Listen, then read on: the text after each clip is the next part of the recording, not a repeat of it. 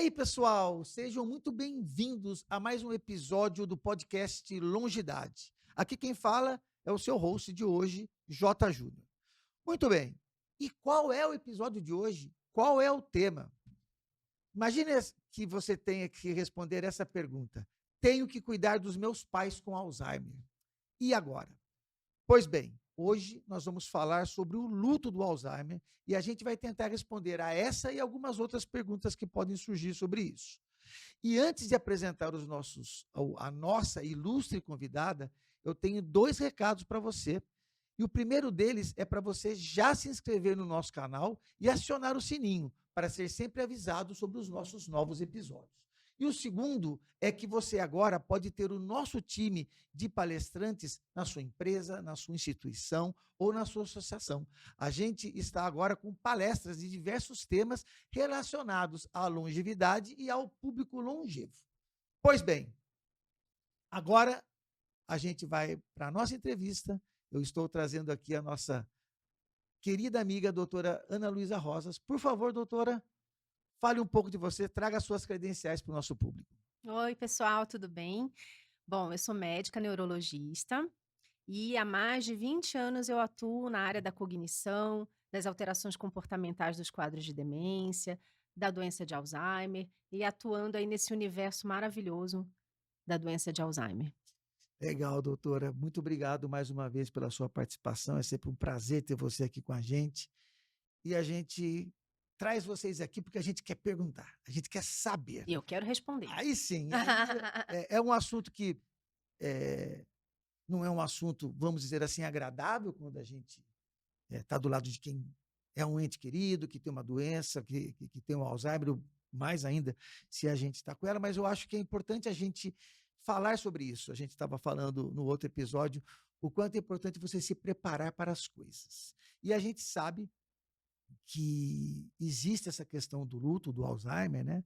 E aí a primeira pergunta que eu trago para você é exatamente a seguinte: é quais são os aspectos emocionais mais difíceis que as famílias enfrentam após o diagnóstico de Alzheimer? E como que a gente pode lidar com isso?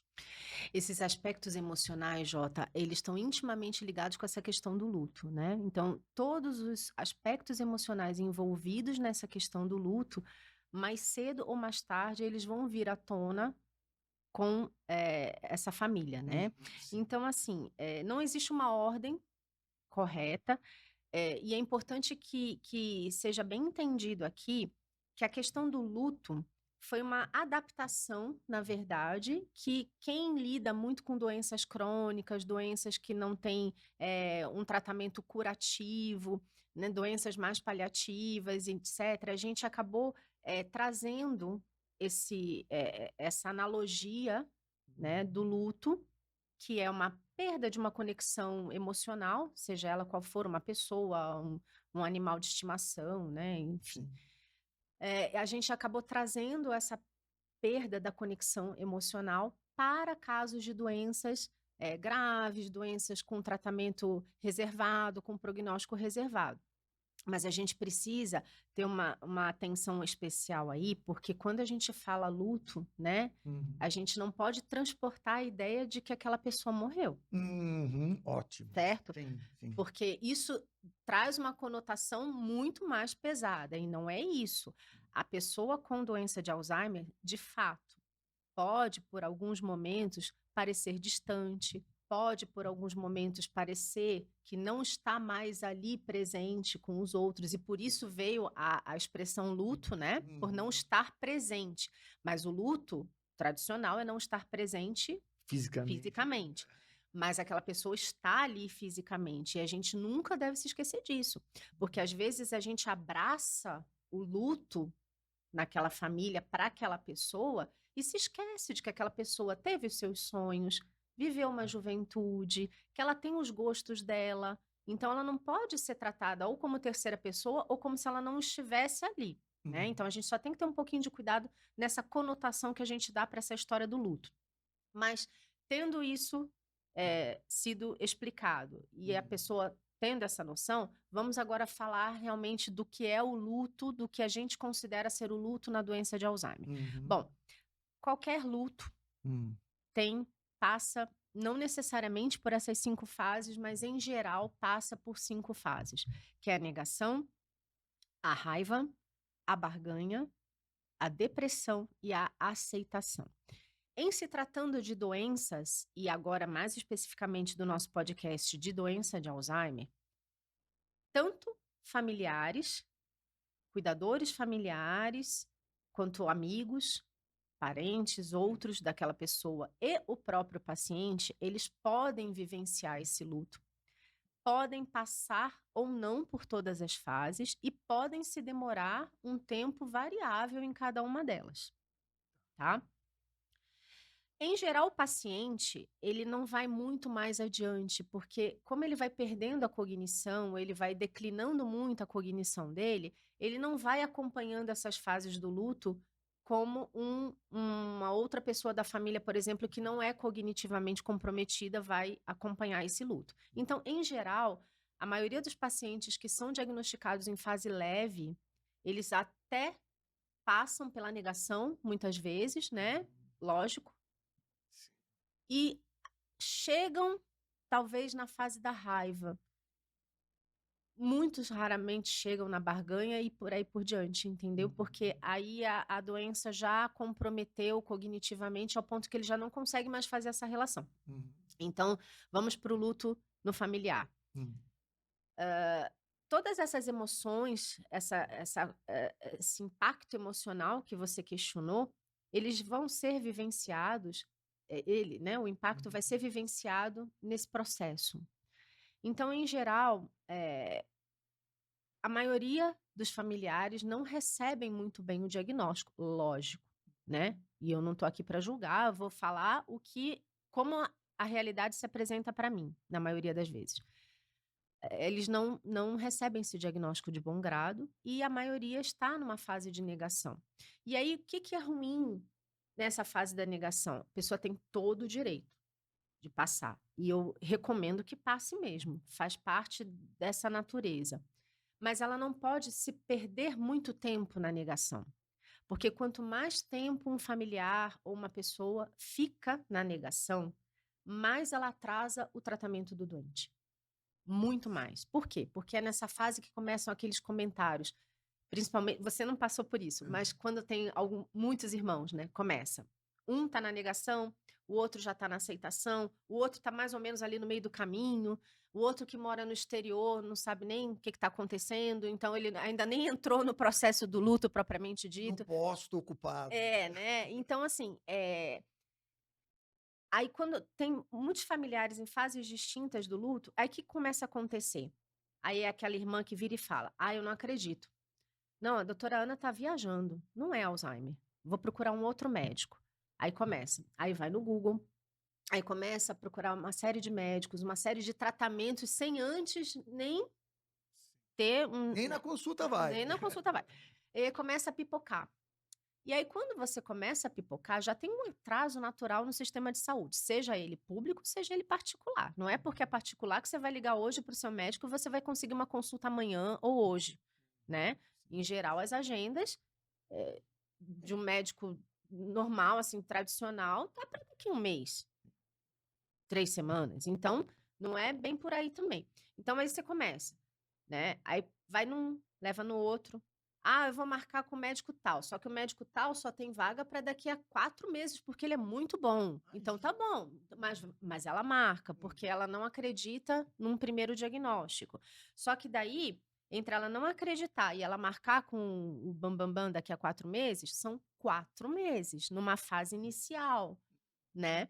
Então, assim, quanto mais você protela o tratamento, o início do tratamento, pior é para o paciente. Tem uma frase chavão para a gente que faz demência, para a gente que trabalha com Alzheimer, que é: quanto mais cedo você diagnosticar e tratar, mais tempo o paciente terá para lembrar.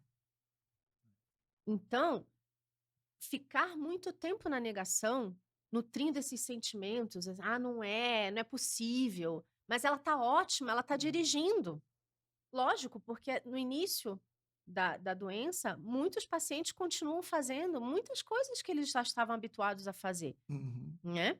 Então, essa negação começa a atrapalhar, né, o tratamento do paciente. Então, assim, você começa a misturar. Aí, vamos supor que ela passe, fique na fase da negação, aí vai para a fase da raiva. É Uhum. aquela fase onde eles ficam muito raivosos mesmo e eles descontam a raiva em todos, absolutamente todos que estiverem na sua frente. Seja seu chefe, seja seu marido, seja o médico, seja o próprio paciente. Entendi. E é, é, é um vulcão de emoções ali, a pessoa extravasando aquela raiva. Depois vai para a fase da barganha, do tipo, ai, não, agora, se eu fizer isso, vai acontecer isso. Começa essa fase, é uma fase onde acontece uma maior religiosidade, até a pessoa começa a querer se apegar em alguma coisa, né? Tá. E aquelas conversas com Deus, né? Poxa, Deus, por quê? Logo ela, por que não comigo? Então, se eu fizer tal coisa, será que a gente pode fazer um trato? Sim, Barganha mesmo, você começa a barganhar, também, né? né, em contrapartida tem esse Isso, você começa a barganhar sentimentos, começa a barganhar situações e tal. E depois você caminha para uma fase da depressão, porque aí a ficha meio que cai, né? Não, não, realmente é isso.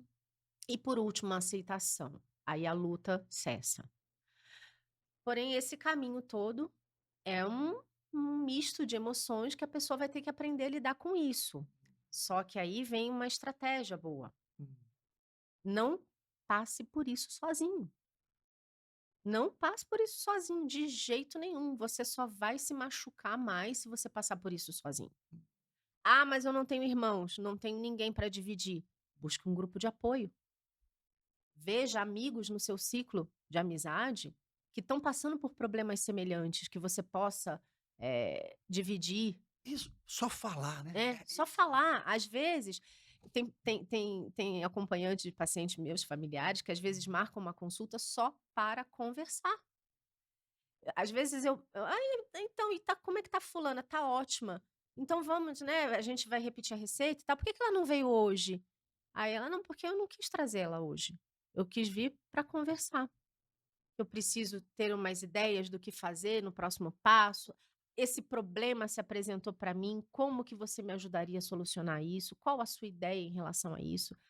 Então, Pensando, né, eu fico pensando em frases, né, assim, você tem um paciente, com Alzheimer, mas vários outros por conta do eu Alzheimer trato a família daquela inteira. pessoa, né. Eu trato a família inteira. A minha consulta eu brinco que é fritando peixe e olhando o gato. Eu estou olhando para o paciente e olhando para o Só vendo cuidador, as expressões. só vendo as expressões, porque ali a gente capta muita coisa da dinâmica da família, né.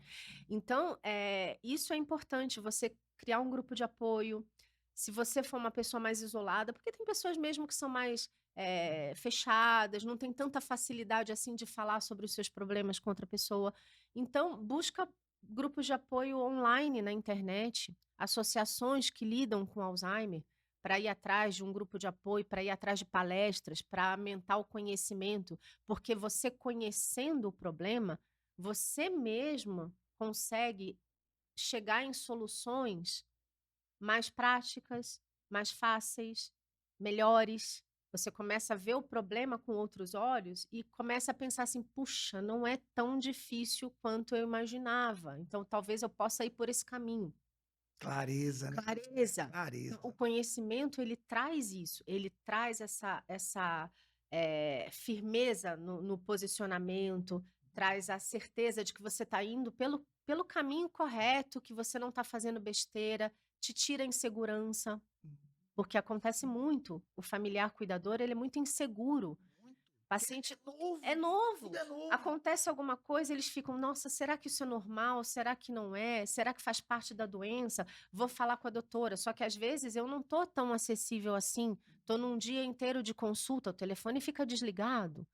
E aí a pessoa tá com uma dúvida lá de manhã, Aconteceu alguma coisa 9, 10 da manhã, às vezes ela só consegue falar comigo à noite, ela vai passar aquele dia inteiro agoniada, angustiada. Então, se ela tiver o conhecimento, talvez isso facilite emocionalmente ela, Uhum. entendeu? Então, não pode ficar sozinho nessa. Tem que buscar um grupo de apoio. Quando você fala desse luto, a gente está falando do luto antecipatório? Na fase da negação, talvez um pouquinho, porque Tá. você já está vendo o que que vai acontecer, e aí você já passa meio que rapidamente por essas fases. Tá, Mas até o luto antecipatório tem um timing, que tá, vai depender de cada um. perfeito. E a partir do momento, né, passamos pela etapa do Mas o luto antecipatório é perigoso, hein? ah, é? Porque ele é muito negativo, né? Por que que você vai sofrer um luto antecipatório? No seguinte sentido, minha mãe foi diagnosticada com Alzheimer hoje, mas ela tá ótima, mas a pessoa muito negativa, ela já começa, ai meu Deus, o que que vai acontecer de mim? Você precisa se planejar. Isso. Planejamento é fundamental, mas sofrimento antecipado é A tal da complicadíssimo. pré-ocupação, né? Você recebeu a notícia, você tem que ter um planejamento. É o tal lá da organização, né? Delegar e gerenciar. Mas sofrimento não precisa ser antecipatório. Por que que você vai sofrer? De repente, a tua mãe, teu pai vai percorrer um caminho lindo da doença. Pois é. Aí você fala, é interessante, né? As pessoas Por que ouvindo toda a doença o gente. caminho é feio, Isso é interessante isso, né? porque as pessoas ouvem às vezes a gente falando, né? Essa frase, o caminho lindo. Lindo, pode ser É, lindo, pode ser tumultuado, pode. isso Mas sim. pode ser um caminho lindo de aprendizado mútuo, de paciência, de você fortalecer o elo, Exatamente, de você né? entregar de repente um amor que em toda a vida. Você não entregou, né? Legal, legal, doutora. Então, assim, uma vez que a gente passou por essa etapa do luto, quais são os recursos e serviços que a gente tem hoje disponível para poder ajudar as famílias e os cuidadores, né? E, obviamente, por consequência, o paciente de Alzheimer. Ah, tem bastante recurso, Jota, Vamos lá. bastante. Do ponto de vista emocional, Hum. tem bastante recurso, tem grupos de apoio, tem instituições que fazem palestras, que dão aulas sobre isso, tem bastante gente na mídia e no digital falando sobre o assunto, que você pode se basear. Então, tem, para quem fica com o paciente em casa e que é muito ligado assim em tecnologia, tem bastantes aplicativos que você pode se utilizar para facilitar o cuidado do dia a dia, a hora que vai dar um remédio, quando que está terminando o remédio. Enfim, se você se organizar nesse sentido, você pode aliar a tecnologia nos seus cuidados.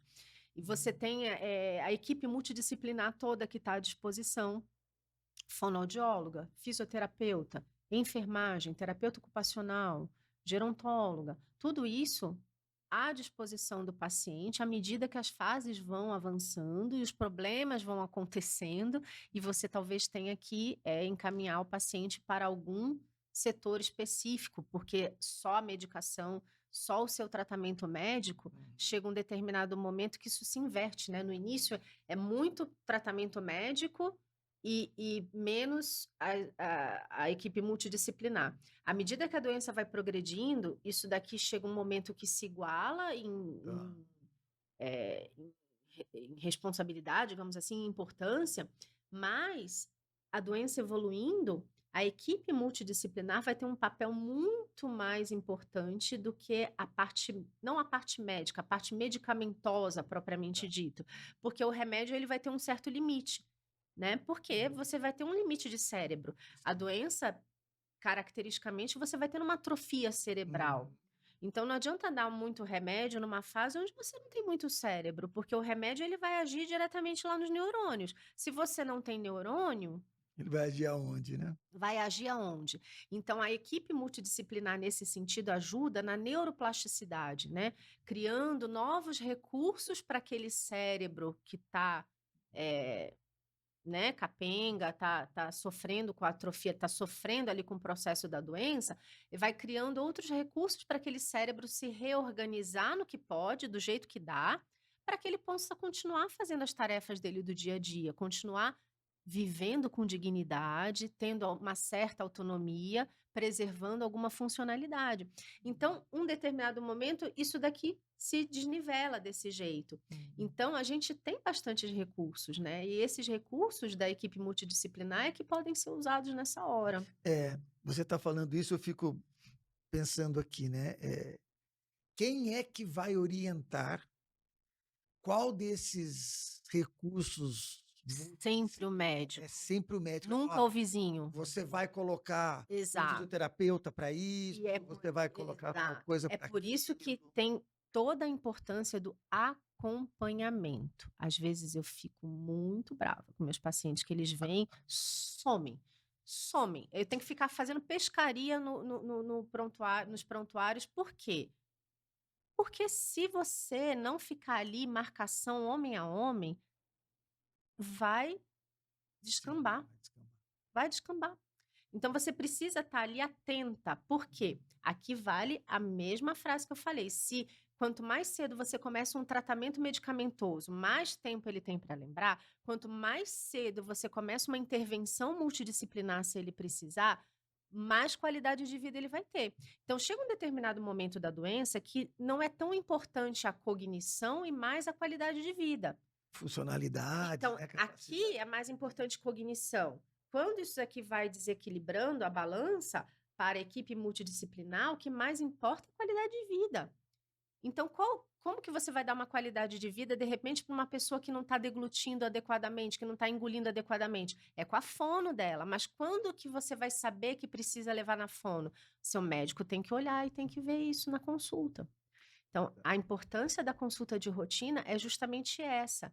Não é para agradar o médico, é para que seu médico possa te dizer qual é o momento certo de intervir. Legal.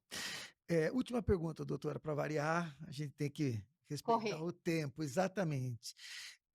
Eu me lembro da minha experiência, né, você foi falando aqui, eu fui vivenciando isso, então eu lembro que no primeiro momento eu fui morar com a minha mãe, eu dava conta era mais aquela coisa de ficar atento se ela não fazia alguma coisa errada, tal, aí traz uma pessoa para poder morar junto. Chegou um momento que eu tive que sair de casa e colocar uma equipe em casa para poder cuidar dela. Mas é inevitável a dúvida. Uhum. Qual é a melhor alternativa? Ou qual a melhor forma que a família tem para poder escolher o seguinte: vou eu assumir, vou eu morar com ela, eu vou trazer ela para minha casa, ou eu vou deixá-la na casa dela e botar uma equipe de cuidadores, agora falando dos profissionais, ou eu vou levá-la para uma instituição que ela fique lá especializada para idosos, para Tá. longevos. Pergunta difícil, né, doutor? Eu sei. Mas eu acho legal a gente dar uma Sim, orientação, que levar é difícil conta porque ela é muito pessoal, né? E depende da dinâmica de cada família, depende de que fase do luto aquela família se encontra e as pessoas daquela família também, porque é muito variável.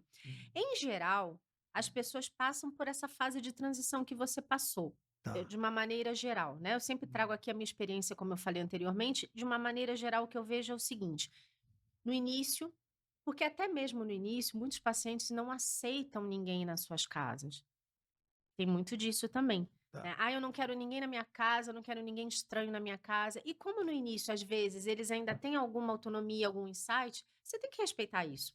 Sim?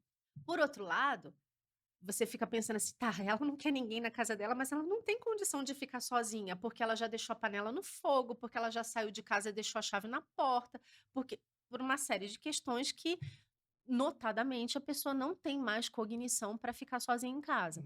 E aí a gente tem que lidar com essas questões do paciente e da família. Então, em geral, as famílias passam por esse circuito.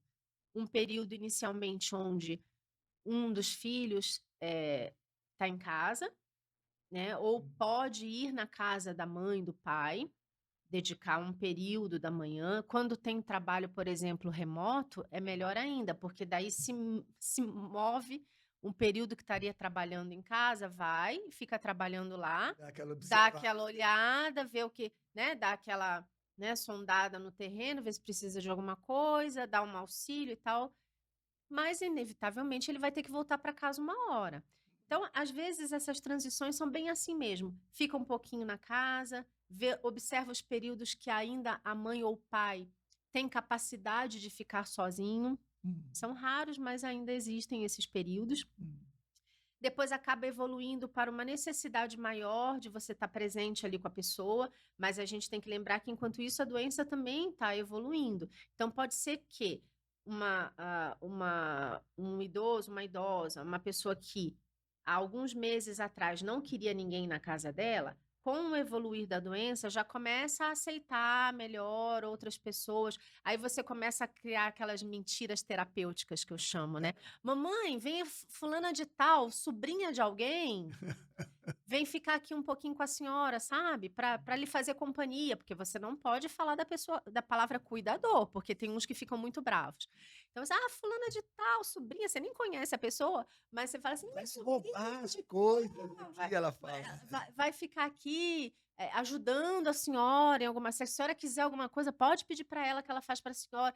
Então, aos poucos, a gente começa a introduzir o cuidador, né? O cuidador formal, num período do tempo que talvez seja importante ter uma outra pessoa que você não vai conseguir estar ali, até que aquela pessoa vai criando raízes e aí as necessidades vão aumentando e os gastos também. Aí o filho ou a filha já tem que começar a trabalhar mais para suprir as necessidades que estão aumentando. Uhum. Então aí ela acaba se saindo mesmo de cena e aí entram os cuidadores e tudo mais e a coisa vai evoluindo para quase que um cuidado 24 horas por dia e você dando assistência remota, indo todos os dias, um período do dia, de vez em quando, para ver como que está aquela situação toda. Isso é uma situação. A outra situação é quando, eventualmente, não há a condição de pagar financeiramente para um cuidador, então não tem como deixar a estrutura na casa do paciente.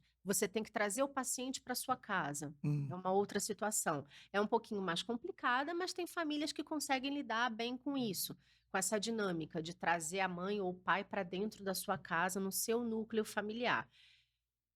É uma situação de risco, mas quando acontece bem acontecido, é um sucesso total, porque a pessoa não se sente sozinha, a pessoa não está com estranhos e a pessoa está dentro da família dela. E uma terceira possibilidade é institucionalizar nas instituições de longa permanência, que são ótimas. Se você encontra a instituição adequada, que cumpra as necessidades básicas de segurança, porque tem tudo isso. Quando você for procurar uma instituição de longa permanência, ILPI, você tem que saber se ela está dentro dos conformes, está com as regras todas sendo cumpridas de higiene, né? A gente tem que ver cada história aí. Exatamente. Então, estando tudo dentro dos conformes legais, a instituição de longa permanência é sempre uma opção viável e muito boa, que eu encorajo.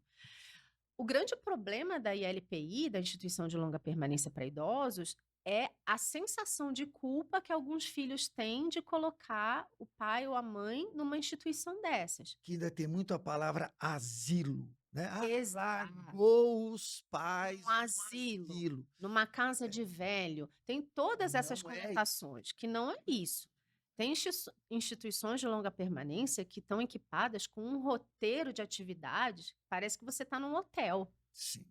Então, assim, você tem que ver as suas condições, porque realmente não é barato, mas ela não pode ser vista como, assim, última opção, ou como, ai meu Deus, eu vou botar minha mãe lá, o que que vão pensar de mim? Então, essa decisão de institucionalizar não pode vir com essa culpa toda. Uhum. Você tem que pensar você tem que pensar de uma maneira bem pragmática. Eu tenho condições de estimular minha mãe durante o dia, de ficar com ela, de conversar, de fazer atividade com ela, de acompanhar ela nas refeições, Da de dar banho. banho. Eu tenho essa condição? Não. Então, tem algum lugar que tem essa condição e ela vai ser muito bem tratada? Tem. Então, qual é o problema? Hum. Né? Eu tenho dinheiro, eu tenho financeiramente recursos para ir lá colocar minha mãe nessa instituição que é boa. Ela lá vai ter tudo do bom e do melhor. Vai ficar feliz, vai estar com outros idosos, vai estar conversando. As conversas sem pé nem cabeça, mas vai estar lá, Olha, eu né? vou, eu vou trazer uma questão aqui, as pessoas não Qual é o sabem, problema? mas a mãe da minha ex-esposa foi internada esses dias, né, numa casa dessa.